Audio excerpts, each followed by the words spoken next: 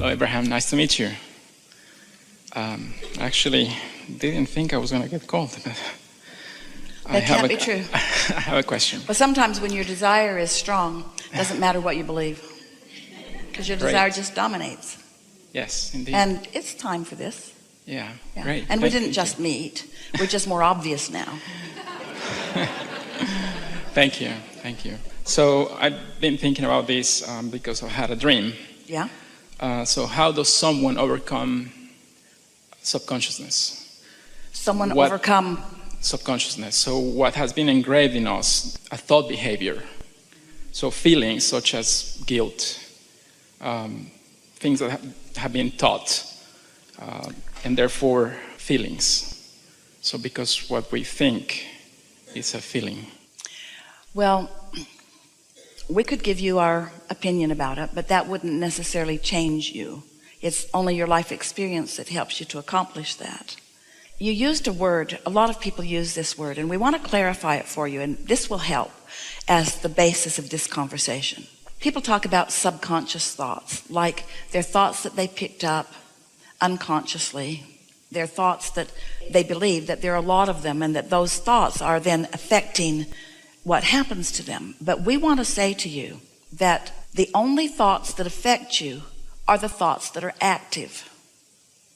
So if it's a subconscious thought, meaning you're not conscious of it, a truly subconscious thought, meaning below consciousness, you won't have feelings around because there's not enough activation to compete with what your inner being really knows. So if you're having a feeling about it, it's not a subconscious thought, it's an active thought that's in competition or not. You can have an active thought that is not in competition with who you really are and what you really know, and that thought will feel like a good idea. That thought will feel energizing. You'll feel vitality from it. You'll feel interest in it. It's only the thoughts that are really in opposition to what your inner being knows. So for example, if you're thinking a thought like, I'm not good at this, or I can't succeed at this, your inner being is not thinking that thought, so your feeling would be a negative feeling. So don't worry about subconscious thoughts weighing you down or being a disadvantage to you, because they are not. If they are so subconscious that you're not feeling around them, they are a non-player in your point of attraction. It's only the things that you are feeling around that are players in your point of attraction. So then it gets a little easier, because a thought that doesn't feel good, now obviously the thing to do is stop thinking those thoughts that don't feel good. But it's not that simple, is it? Because law of attraction keeps them coming. And that's why people come up with these flawed premises that, oh, there must be subconscious things going on because I wouldn't do that to myself, so it must be subconscious. No, it's not subconscious, it's conscious, and you keep doing it to yourself because it's easier to continue to think that thought because it has momentum than to stop thinking that thought. Following? But now you know how to stop the thought. Now you know how to slow that momentum. Now you know that there's another thought that also has momentum that with a little bit of attention you can hook into. One time someone says, I'm worried about when I die being unconscious. The idea of unconsciousness really bothered her. And we said, oh, it's not unconscious then, it's superconscious. Superconsciousness. In other words, when you release this physical body and you reemerge into non-physical and you join your inner being and all that your inner being knows about everything and about you, super consciousness. We just don't think you should have to croak in order to hook up with that. We think that a bit of understanding of the laws of the universe and a little awareness of how you feel and a little more determination to feel good and to be willing to do whatever it takes to feel good will lead you right there. You followed all of that, didn't you? Yeah. Anything else around that?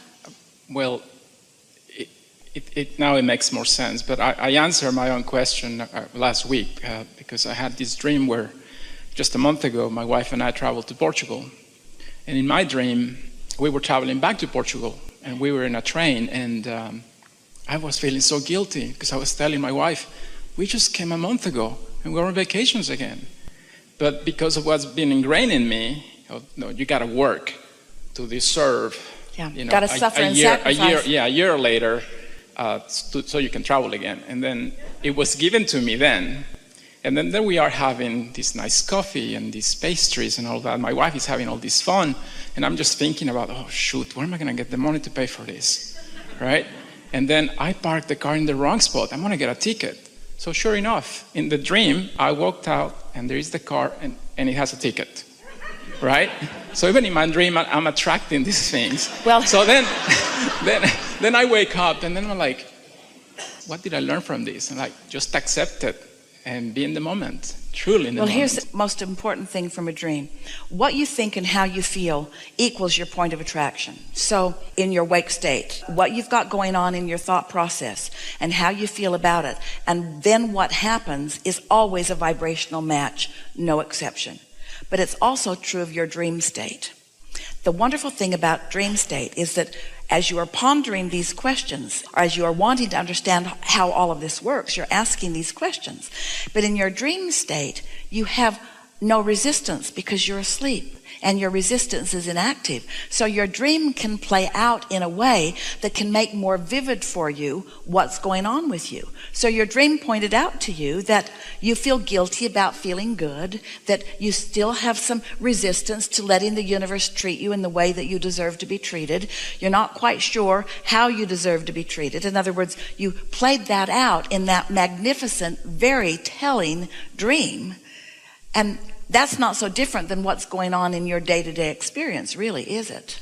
So we want to, because you are wide open right here in hearing us, we want to express to you some things because of your openness and your ability to feel resonance with them. The true knowing won't come from this, but you'll feel enough resonance that other dreams will come that will show you the shift that is taking place with you as a result of this conversation that we're having. So we just want to say some things to you while you're wide open, while you're in this receptive mode. Humans will teach you sacrifice, not because they don't love you, but because they don't know better.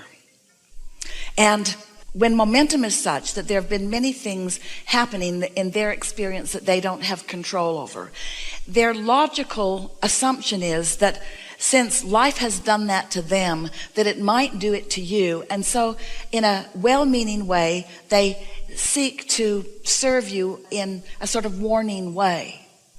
And so in time, they teach you things that your inner being knows are not real. They teach you sacrifice.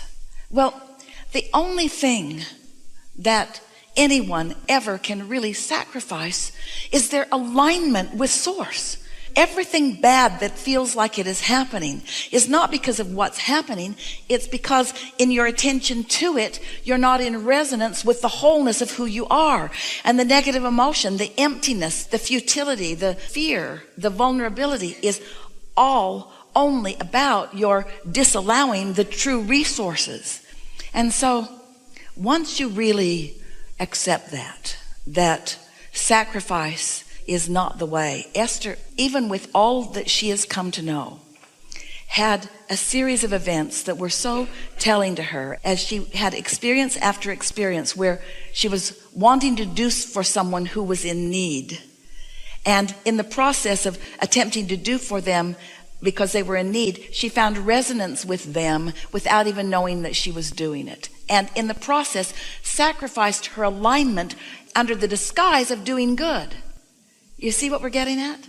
When you are willing to say that good is supposed to come to you, and you revel when a new idea comes and you know it feels good. When that elation, when Esther met Abraham, she asked if she should explain it to her parents.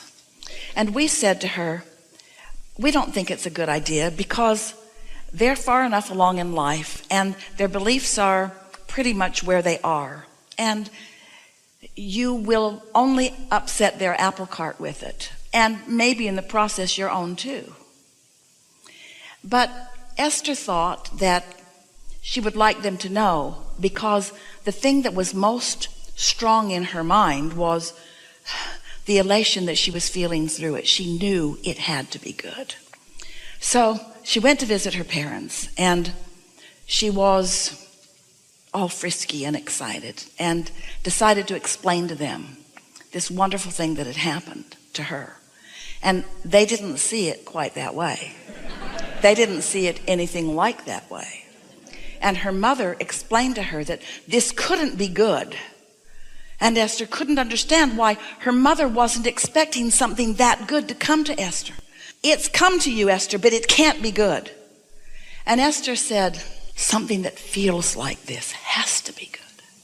It has to be. She'd had enough exposure to it to know the value of it, even though others that mattered a lot to her were wanting her to not accept her own guidance about it and to follow instead their fearful guidance. That kind of good can't be coming, Esther. It must be bad. And her mother said these words, the devil will play so many tricks on you. The devil will show you 1,000 good things to get you into his clutches for one bad thing. And Esther said, Mama, I know for sure that's not what's going on here. I know for sure that's not what's going on here. Now, if Esther had not been along the way, if she had not had enough of that resonance, if she had not come to understand that when something feels this good, it is, then someone's fearful words might have taken her out of alignment, and she might have joined in their fear and guardedness. You see what we're getting at? The only way to know is to know. And the only way to know is to find resonance with what you know is good. And when you do, then everything else takes care of itself. And then in time, so many of those thoughts that you've thought along your way, that you've been taught by well-meaning others who were just in that place of not knowing, they didn't know. They were taking other people's word for it. Her mother did not know. Her mother could not have known this resonance. She knew it once she made her transition, but she could not have known this resonance, or she could not have said those things to Esther, you see. Helpful? Indeed. Thank you so much. Yeah.